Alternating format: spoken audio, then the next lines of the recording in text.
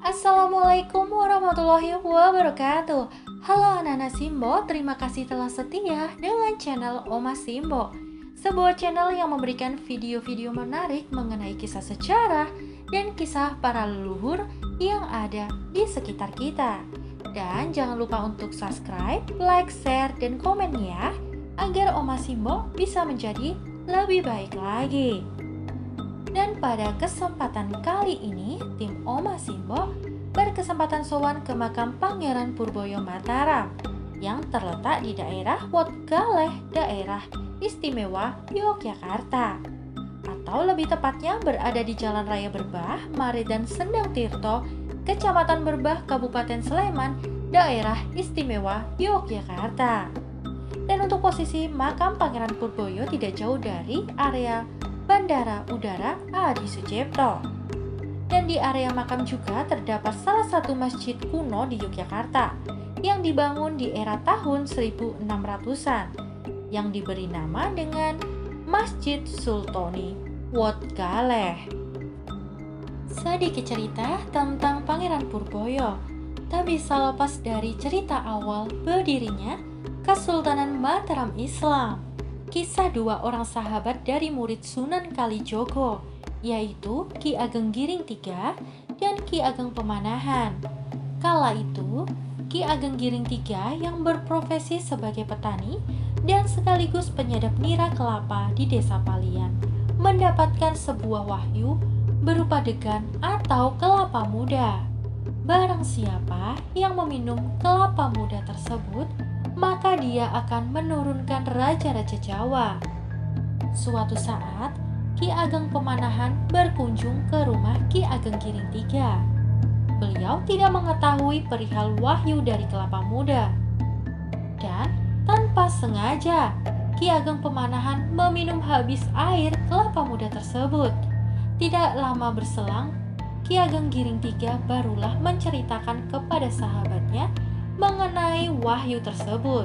Walhasil, Ki Ageng Pemanahan berinisiatif untuk menawarkan jalan tengah kepada Ki Ageng Giring III dengan menjodohkan sang putra Danang Sutawijaya yang kelak menjadi raja pertama Kesultanan Mataram Islam dengan gelar Panembahan Senopati untuk dinikahkan dengan putri Ki Ageng Giring III, yaitu Roro Lembayung atau lebih dikenal dengan Kanjeng Ratu Giring.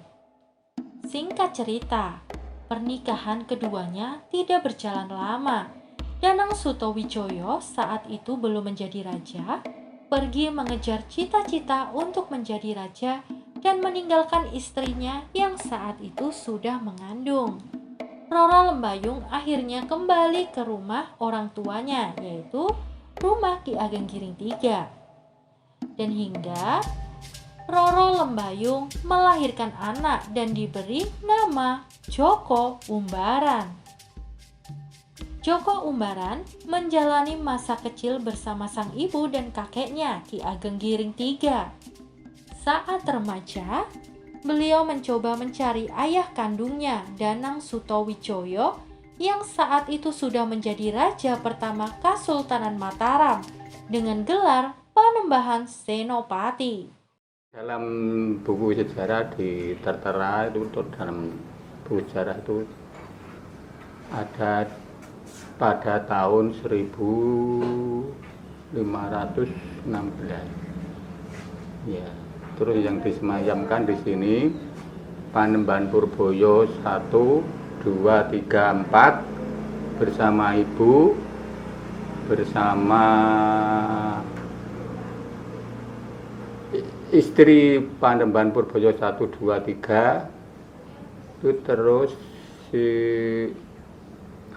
penasihatnya itu Kanjeng Wirosobo, itu yang ada di sebelah barat tadi, yang ada di pagar besi itu tadi kan ada, itu bopo gurunya, penasihat beliau Panembahan Purboyo.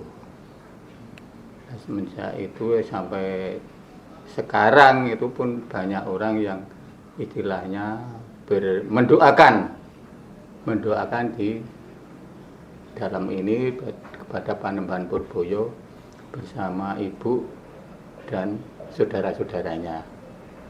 di sini dalam beliau itu meninggal dan lahirnya itu harinya sama. Jadi beliau itu lahir pada hari Senin Kliwon dan meninggalnya juga sama hari Senin Kliwon. Berarti besok hari malam Senin Kliwon itu kan di sini diadakan monggo doa bersama, walaupun tidak pas hari kolnya tetap diadakan doa bersama setiap malam Jumat ditambah Senin Kliwon sama Selasa Kliwon bersama seluruh pengunjung yang ziarah di sini. Nanti disertai abdi dalam di sini, semua yang ada di sini nanti ada utusan dari keraton, entah beliau itu siapa. Jadi dari keraton juga ada yang ditunjuk, tapi juga istilahnya itu giliran, tidak pasti orangnya itu tidak. Ya, tapi pasti ada. Ini mungkin boleh diceritakan Pak sedikit tentang siapa Pangeran Purboyo itu? Ya, Pangeran Purboyo itu sebelumnya putra dari Panembahan Senopati yang lahir bungkus di daerah Sodonggiring, Wonosari. Kalau zaman dulu itu seorang bayi itu lahir bungkus, kalau zaman nenek moyang kita itu dibuka sama pakai gabah ketan hitam. Tahu? Tahu? Ya. Tapi waktu itu tidak bisa dibuka sama eyangnya, Ki Ageng Giring itu tidak bisa. Lantas sama eyangnya itu dibuang di alas. Nah, sejak dibuang itulah terus dibawa oleh macan Nyai Kopek dan Kiai Kopek, dibawa di tengah hutan. Di tengah hutan terus dibuka sama macan itu bisa. Terus hingga dia mengasuh, menyusui sampai ya kira-kira ya 8-9 tahun lah mereka. Nah, sejak itu anak tadi keluar dari hutan, melihat-lihat di perkampungan. Pada suatu itu orang-orang kampung itu tahu kok ada anak kecil keluar dari hutan, siapa. Terus orang-orang itu bilang sama eyangnya Ki Ageng Giring, bilang terus, nek ngono ya ayo padha digoleki parane bocah iki nang ndi. Lantas bersama-sama orang kampung Ki Ageng Giring mencari anak tadi di dalam hutan. Setelah ketemu, anak tadi sudah istilahnya dicengkerami oleh macan tadi. Dan macan tadi terus ditanya sama Ki Ageng Giring, bahwa macan, kalau kamu bisa bicara layaknya orang bicara, bicaralah. Kalau tidak bisa ya saya sudah menyadari kalau kau itu seorang binatang. Tapi tidak, macan itu tadi bisa bicara. Karena biasa macan tadi kan cuman macan siluman, bukan macan sungguhan. Setelah ditanya panjang lebar, pokoknya anak ini pokoknya saya minta, karena ini anak cucu saya. Macan bilang, loh yang kok tahu kalau ini anak cucu yang? Ya, sebab waktu itu aku membuang seorang anak bayi di hutan ini. Ngapain sok tahu? Ya, tahulah aku. Setelah diminta, tapi akhirnya tidak boleh sama macan tadi. Tidak boleh kok dikukui kalau ini anak yang akan kuasuh sehingga besok akhir dewasa atau akhir zaman. Nah, waktu itu terus perang mulut antara si macan sama Ki Ageng Giring. Tidak boleh pokoknya. Nah, setelah itu ya istilahnya gimana ya, perang mulut itu ya memberikan kekejaman masing-masing gitu. Nah, akhirnya si macan mengalah. boleh anak ini dibawa sama Eyang, tapi aku harus ikut. Loh, kalau ikut nanti gimana orang-orang kampung? Kan sama takut sama kamu. Nggak, Eyang, nanti aku selalu masuk kampung, aku akan berubah wajah. Akhirnya bersama-sama pulang, dibawa ke kampung di rumah Ki Ageng Giring di Wonosari Sodo sana. Kalau sekarang ya cuman masih tapak tilahnya Wonosari itu ada. Nah, semenjak itulah terus Ki Ageng Pengen iya mbak. Oh, aku kok wawancara. Ki Ageng Giring terus pulang membawa cucunya tadi bersama macan tadi. Terus dibawa pulang, diasuh sama eyangnya. Nah, semenjak itu si anak tadi dikasih nama Joko Umbaran sama eyang. Mengapa dikasih nama Joko Umbaran? Karena dia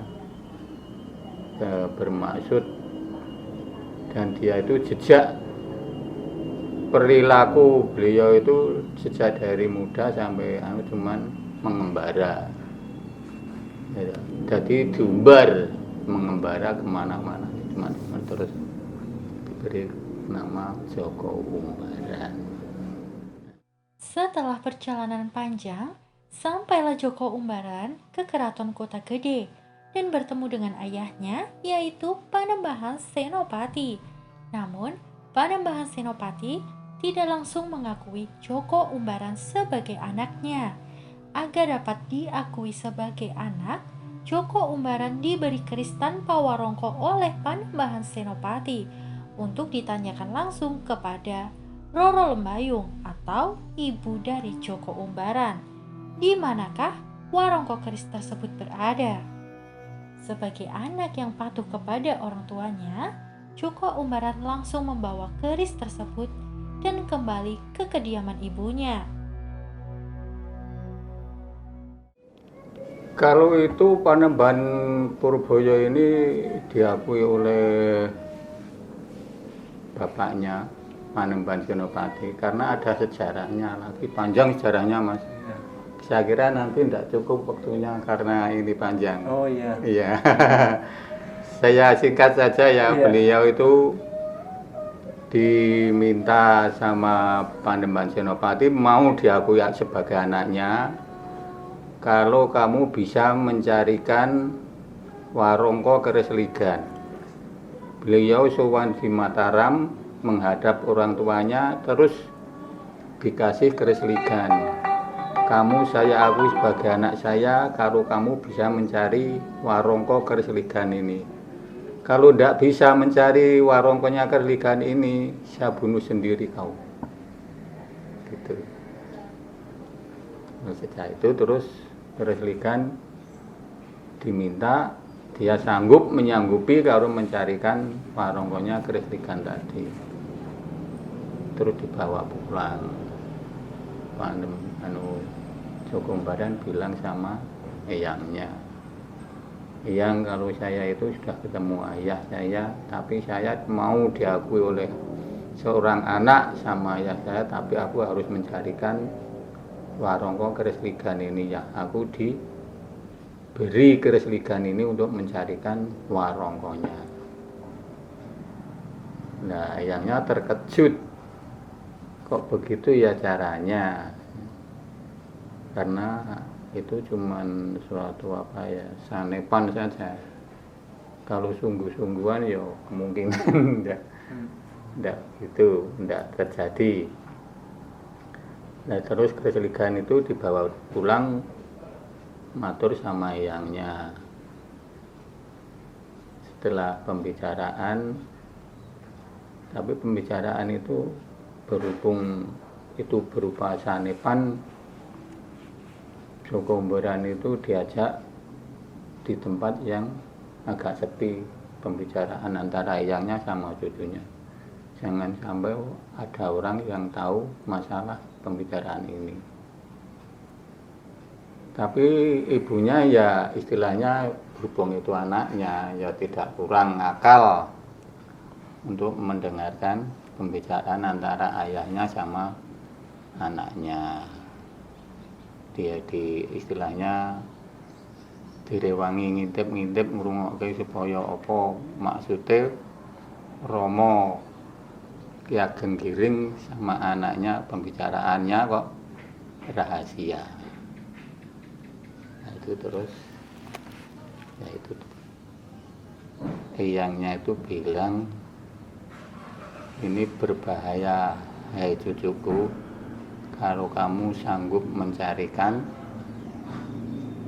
warongkonya kereligan ini, itu sangat berbahaya, tidak mungkin terjadi dan tidak mungkin kau dapat mencarinya. Si Joko Umbaran kaget, lah lantas bagaimana? Ya udah, pokoknya kereligan dibawa saja, ditaruh di mana supaya ini aman, yang membawa aku atau kamu. Karena pembicaraan antara Ki Ageng Giring sama Panembahan Purboyo atau Joko Umbaran tadi, ibunya mendengarkan, ngintip dari dibalik dinding, ya akhirnya keris ligan tadi dicuri sama ibunya dengan maksud ibunya, kalau saya tidak mencuri keris ini, anak saya tidak mungkin diakui sebagai putra raja, karena ini cuman istilahnya dari ibu selir, bukan ibu prameswari. Dengan cara beginilah aku harus bisa memuliakan anak saya. Ya, keris ligan dicuri pada suatu hari, terus ibunya bunuh diri sama keris tadi. Dengan cara beginilah aku bisa memuliakan seorang anak. Jadi aku berpesan sama mbak-mbak tadi ataupun siapa ataupun mas ya, kalau dengan seorang ibu jangan sekali-kali berani.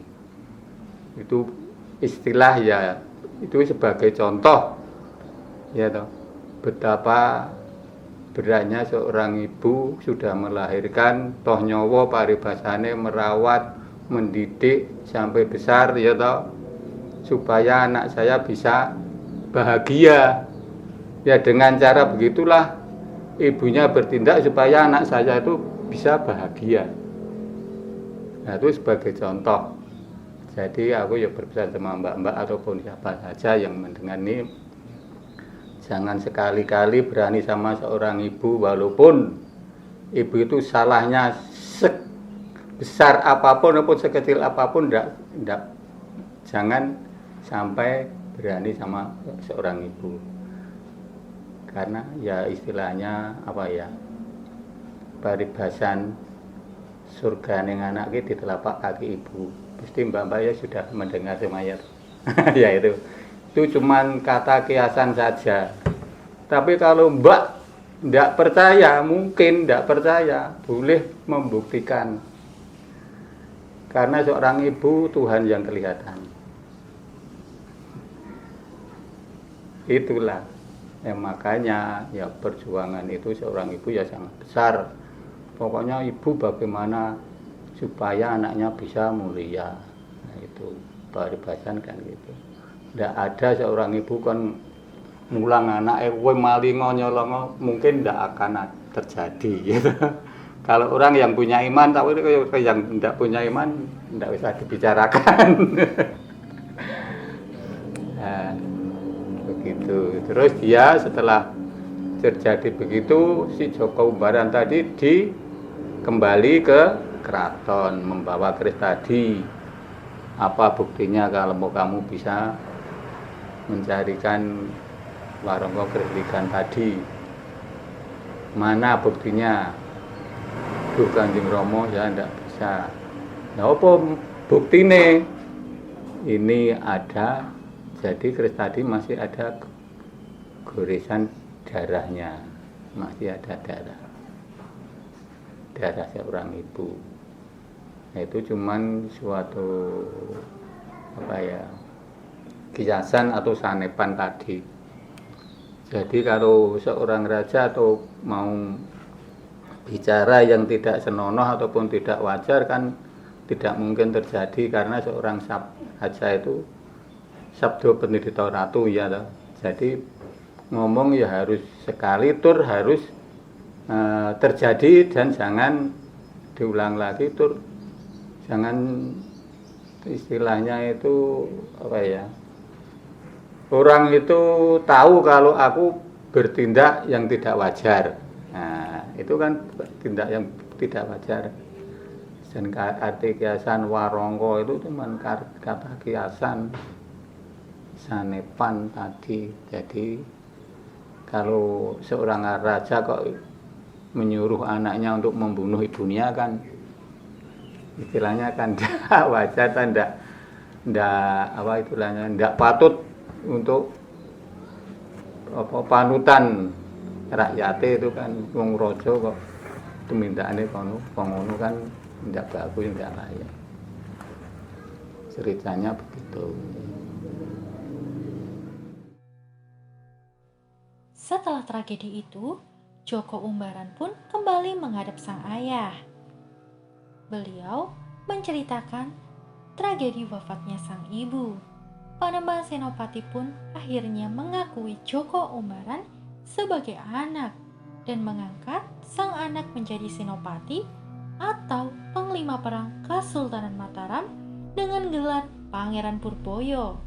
Joko Umbaran juga diberikan tanah Pradikan yang saat ini menjadi daerah Wetgaleh. Pangeran Purboyo menjadi pelindung tahta Kerajaan Mataram dari zaman Raja Panembahan Senopati hingga beliau wafat di zaman Raja Amangkurat I, dan beliau dimakamkan di tanah yang diberikan sang ayah, yaitu daerah Wetgaleh. Pangeran Purboyo sangat berbakti kepada orang tua dan negaranya, dan selama menjadi Senopati Kesultanan Mataram, beliau mendapat julukan Banteng Mataram berkat ketangguhannya dalam membela negara. Dari kisah kehidupan Pangeran Purboyo, kami, tim Oma Simbo, mendapatkan pembelajaran tentang sebuah pengorbanan besar seorang ibu dan juga bakti seorang anak kepada orang tua serta negaranya. Tidak hanya dalam ucapan, tapi dilakukan dengan hati dan tindakan nyata walau nyawa menjadi taruhannya.